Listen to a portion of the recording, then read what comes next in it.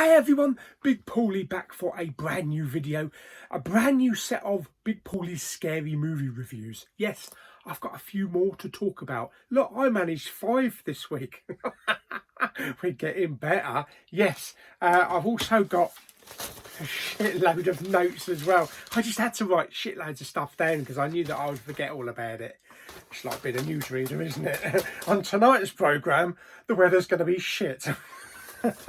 Right, let's get into it then with the first one.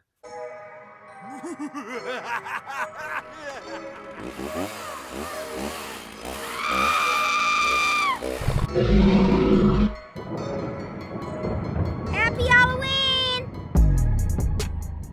Okay, so the first film is technically a Christmas scary film, but I decided to watch Krampus. Yeah, I didn't want to wait until Christmas before watching this, so I figured it's got a haunted, spooky kind of effect, as you can see on the case there, and I figured, between Halloween and Christmas, who cares? So, yeah, I had fun with this one. Right, to me notes. Okay, so Krampus is a film about Max, a young boy, and his disillusioned family who clash with relatives when they turn their back on Christmas. Max specifically turns his back on Christmas. Unfortunately, he unleashes some evil forces who are intent on punishing non-believers. That's right, described as Santa's dark shadow comes Krampus. Yeah, a very creepy looking creature as well.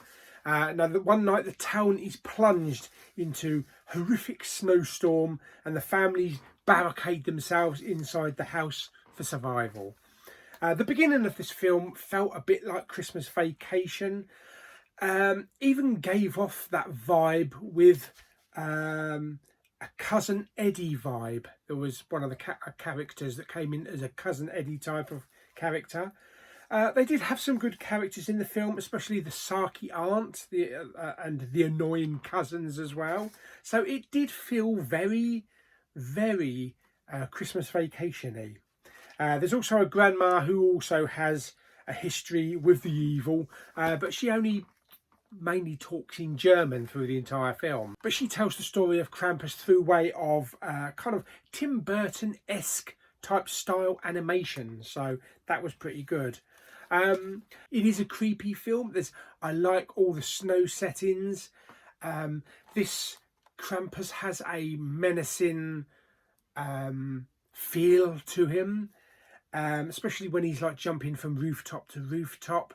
You get the kind of, oh Christ, definitely anti-Christmas. And you don't want him coming down your chimney either. Yeah, we've got evil teddy bears to contend with. We've also got gingerbread cookies, which kind of reminded me of the evil gremlins from the film. It does make for a good Halloween / Christmas movie. There's also a very haunting use of the Silent Night theme at the end. I thought that was really good, the way they played Silent Night in the background. But it was a very creepy, haunting version of it. Yeah. I actually did shed a tear at the end of the film, mainly because it reminded me of those amazing Christmases that I had with my family, and especially with Mama Bowman. But I had a lot of fun with it. I thought it was really good. It's definitely a Christmas film to watch every year alongside Christmas Vacation and Elf and stuff like that, and you know, Home Alone and Die Hard, of course, because that's the #1 Christmas movie of all time. Up for debate, yes. But yeah, look, there's one of the evil teddy bears. Yeah, I really had fun with it. I thought it was a really good film. So I did give it a really good rating as well. I gave this one 8.5 out of 10. You better watch out.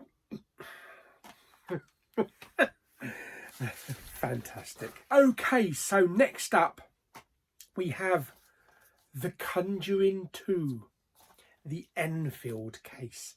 Yes, from James Wan. Now, I've only seen the first Conjuring. I do have the third Conjuring film to watch. Plus I also have all of the others in between, like the Annabelles and the Nuns and all that kind of stuff. So I will get to those bit by bit, but this surprised me. Yeah, I've written a lot of notes down about this film. Okay, and it's based on a true story as well. So Patrick Wilson obviously is back with Vera Farmiga. They return as paranormal investigators Ed and Lorraine Warren, you know, from the first film. This time they're summoned to some activity in a house in Enfield in London, where a mother, played by Frances O'Connor, and her 4 young children are being haunted by what they believe is the previous tenant who died in the house and wants them out. So that's what we're led to believe. The story does go much deeper than that, though, revealing that the evil surrounding this family and its manipulation of the events around them. Now, the house is very creepy. It's not your standard, like, big, massive mansion that you see, like the Addams Family or something like that. It's just a mid-terraced house in the 1970s. It does have a bit of a creepy feel to it, though, kind of like a poltergeist feel to it. It's very authentic, though. The design is absolutely amazing. The attention to detail in things like people's clothes, their hair, the cinematography when they were at the school earlier in the film. It's just spot on, absolutely spot on. What really interests me inside the house is that when the lights were off, like, darkened scenes are manipulated so well that they make you think you're seeing one thing in the distance in a corner of a room, but it actually turns out to be something completely different, which I think was very clever.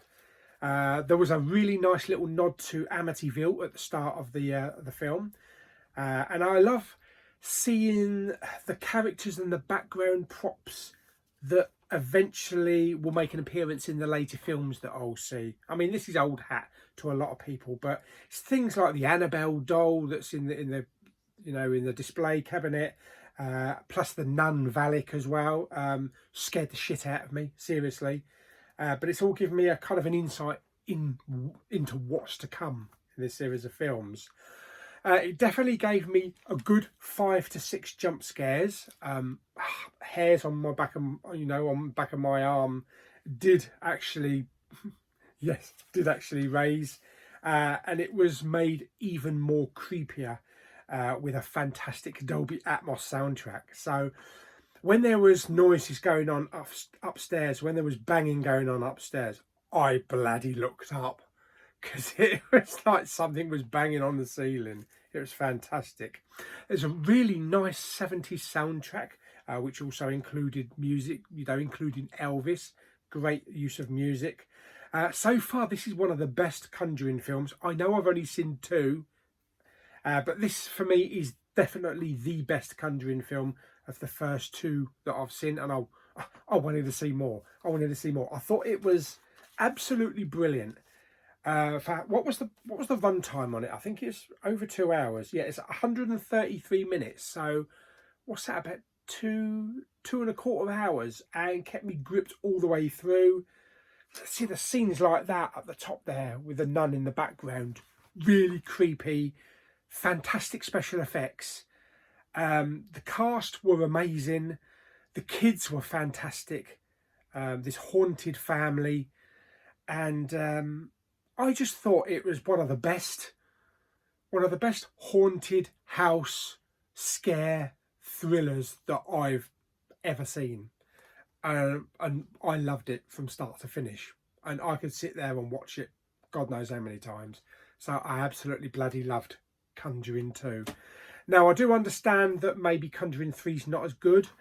Or maybe some of the other ones. I've heard some negativity about the film The Nun, but I still want to see them all. I want to see them all now. I'm invested in this series now. This whole Conjuring universe. I want to see these Annabelle films, and Annabelle Comes Home and everything like that, and Annabelle Creation and that.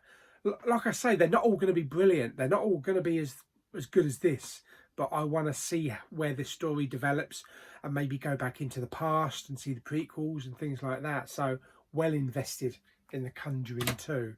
So yeah, fantastic film. Absolutely loved it. I gave it, get ready for this, I gave it 9.5 out of 10. Scare the shit out of me nights. Seriously, it was that bloody good. Yeah, I know a few people have told me, oh, it's the best Conjuring film, but I wasn't expecting it to be that good. Okay, so let's move on. Let's move on to Carrie. Yes. Now, we're not talking about the Europe song with Joey Tempest. We're talking about the Carrie film, directed by Brian De Palma. It's not exactly a steelbook, it's like a metal pack. It was sent to me as subscribe mail, but it's very nice and glossy. Yeah, this is based on a Stephen King story. And it stars, of course, Sissy Spacek, or as my mum used to call her, Sissy Spaceship. Yeah, she stars as the title character. There's going to be a bit of talk about the high school in a minute, but it's the high school character, but she stars as a high school senior student who's kind of shy, who gets bullied a lot by her fellow classmates. And after an embarrassing moment in the girls' shower room, yeah, it's that time of month again, her fellow bitchy students, and I'm talking some of these are really bitchy, Cordelia bitchy, decide to embarrass her when it comes to the school's prom dance. Now, the film also stars Piper Laurie as Carrie's religious nutcase and abusive mother, as well as John Travolta. Yes, John Travolta, but he is a bit of an arsehole in the film. Yeah. RoboCop's Nancy Allen also stars. She's the bitchy popular character who instigates this prom prank. But these students soon pay the price when they feel the wrath of Carrie. Yes, that's good, isn't it? I like that. The wrath of Carrie, who has these telekinetic supernatural powers. I found the film a little bit slowish. The first 15 minutes I thought I was watching a bloody porno film with all that math walking about the girls' changing room. And here, as for the word girls, this falls into the same category as Grease. They're supposed to be like senior high school students, but they all look like they're in their 30s. Some of the guys even look like they're in their 40s. That's my, don't worry about any clicking in the background. That's my DVD player turning itself off, or my 4K player rather. Yeah, very unrealistic. Why don't they get younger? Surely there was really good young actors at the time. I mean, how old was Sissy Spacek when she made the film? About 96. Some of the scenes between Carrie and her mother I found a little bit uncomfortable, with this whole religious and drumming it in, and you know, it was more than just go to bed without your tea. You know, it was born on abusive at times. I wish there'd been more scenes showing Carrie and her powers. That's the one thing. There wasn't enough of Carrie's telekinetic powers. It was a little bit here and there. And when it came to the final scene in the prom, when the incident happened, you kind of, it didn't look like she got whatever she got. You know, I'm trying not to spoil it in case nobody's seen it. It didn't look like she got what they dropped on her until they showed another scene, and then she was absolutely drenched in it. Yeah, it kind of like it missed the mark, but then all of a sudden, you know, obviously the effects people came in and said, oh, we got to decorate her a little bit more. Yeah, but overall, I thought it wasn't bad. It wasn't a bad film. It's not a brilliant film. I know it's considered a classic, but I just don't think there was enough use of the superpowers, and the high school students really annoyed me, most of them at the time. Yeah, but there's Carrie anyway. I gave that 6.5 out of 10. Have a look at me beaver. Oh dear me. What we got next? Oh, this is going to be a really tricky one to bloody describe. I saw this one yesterday. I'm not sure if I can even describe what it's about. This is Silent Hill. Yeah. It's It's a film adaptation of a popular computer game which I never played. The film stars Radna Mitchell as Rose. Now, I'm not really familiar with Radna Mitchell, but I do recognise her face, and I'm pretty sure she was in Pitch Black. I think she might have been in Pitch Black. I think that's the only thing I recognise her from, though. Yeah, it also stars Sean Bean, Sean Bean, as her husband Christopher, as well as the Borg Queen herself, Alice Krige. Now then, when their adopted daughter called Sharon, that's my Ozzy Osbourne impression, experiences some sleepwalking episodes and has dreams about a town called Silent Hill, Rose decides to take Sharon on the road, pack her up into the car to find this place to see why Sharon is having all these weird bloody visions. Unfortunately, they have a bit of a car crash on the way there, spoiler, and Sharon vanishes, so Rose must head to Silent Hill to find her daughter. This town is weird, really weird. It's some kind of like weird realm covered in ash, and has disfigured creatures, kind of like half disfigured creatures and humans, like weird looking limbs and weird shit. So she's trapped there looking for her daughter. It is a very dark and gothicy and twisted kind of manipulation of reality, and also has the town has past links to mining in the town, and there's also lots of mentions of witches and shit like that. It's very creepy, as I say. The film does have like multiple layers of reality and haunted reality. So, you're in one reality, then the camera angle changes, and then you see you're in a different kind of like version of it. Bit like the Upside Down in Stranger Things. So maybe Stranger Things got a bit of influence from that. There's a rather disturbing sacrifice towards the end of the film, with good use of some special effects, though. On the skin of what this sacrifice was. Now, the film was over 2 hours long. To be perfectly honest, I thought it would have benefited from being maybe about 90 minutes. An hour and 45 minutes at the most. Because I did feel myself phasing out a bit. At some of the scenes inside Silent Hill, when they were going from room to room, going in into the toilets, public like toilets in a building, and it was all dirty and grimy, and walls were melting and some shit was happening. So I figured it did drift on a little bit too much, but overall I did enjoy the film. I don't think it's going to be a film I'm going to just plonk on every now and again. Maybe I'll need a bit of time before watching it again. It'll probably make a lot more sense, and I'll grasp a lot of it. There was a lot of dialogue at the end with Alice Krige and a lot of the people that were in Silent Hill explaining what was going on and all this about witches and stuff like that. So there was a lot of dialogue. But overall, I had fun with it. I do need to see the next film, which is Revelation, I believe.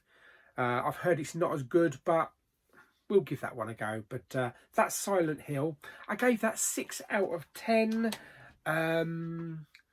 Let's burn her at the stake. Yes. Okay, we're on to the last one now. We are on to the last one. And to be perfectly honest, I thought this was going to be better than I thought, because it is a considered classic, but I think this falls into the realm of the book being better than the film. That might just be me, though. For starters, I know Jurassic Park is a classic film, but Jurassic Park the book by Michael Crichton is way better than the film, but the film is a classic. You know what I mean? Cujo, the dog, yes. Based on a novel by Stephen King about a St. Bernard, or as if you're in America, it's a St. Bernard. I don't know why. Yeah, it's about a dog. It's about a dog that gets bit by a bat while chasing a rabbit and becomes rabid. That's it. That's the whole film. That's it. It's about a dog that gets bit by a bat while chasing a rabbit and becomes rabid. Yeah, the first like 10 minutes of this film, I thought I was watching a combination of Homeward Bound and Watership Down until it got a bit nasty. Yes. It stars Dee Wallace, you know, Elliot's mum from E.T. She's a mother that's having marital problems. Well, she wouldn't have marital problems if she wasn't shagging the family friend. But she's got this crap car. It's a Pinto. I believe every American hates Pintos. I mean, even Sandra Bullock made a joke of it in Speed. But one day she takes the car that's barely operating to a local hillbilly played by Ed Lauter. And she gets stuck there with her son in the car while the dog hunts them down and kind of like plays "Come Out and Let Me Bite You." Yeah, it's a good game, "Come Out and Let Me Bite You." This dog has got all shit hanging from its mouth, you know. It's got a great big cut up there where it was bit by the bat while chasing the rabbit. And I don't know whether it's a scary dog or not. I mean, if they'd used a pit bull terrier or a Doberman, I think it would have been more effective. But I suppose the St. Bernard is supposed to be a lovable family pet, and it's just turned shit. Yeah, and I've read some good funny statistics on this, on what they did had to do with the film. Because the dog was always so excited, they had to actually tie its tail down, because every time they did a scene, his tail would be wagging, which is not the effect that they want. And also all that shit that was hanging off its nose and its mouth, it's some kind of like glossy sweet sugar stuff, dripping and stuff. But they had to keep painting it on because the dog kept licking it all off. As you do. But it was a bit slow to get started. Basically, it took a while to get to the good dog shit. Yeah. Not literally, but the good dog shit. Yeah, so it took about 45 minutes to get to that part.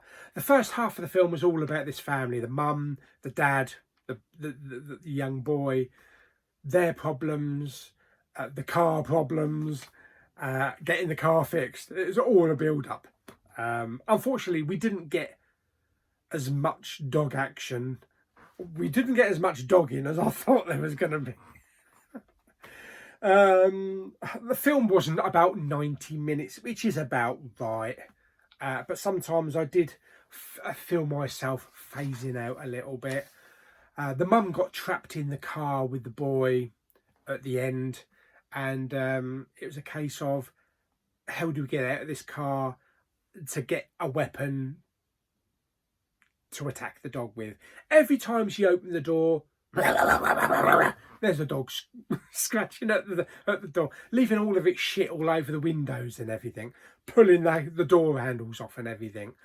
So basically what she should have done, she should have waited until the dog was at the side of the door, kick the door open so it smacked it in the face. That would have done. Yes. It's kind of like a woman in distress type of thing. Yeah, well, she was in a dress actually. But anyway, that's Cujo. I thought it was going to be better. I thought there was going to be more dog action. It is considered a classic, and it was an entertaining film. You know, it wasn't a crap film. I just wish there was more dogging. I just wish there was more dog in the film.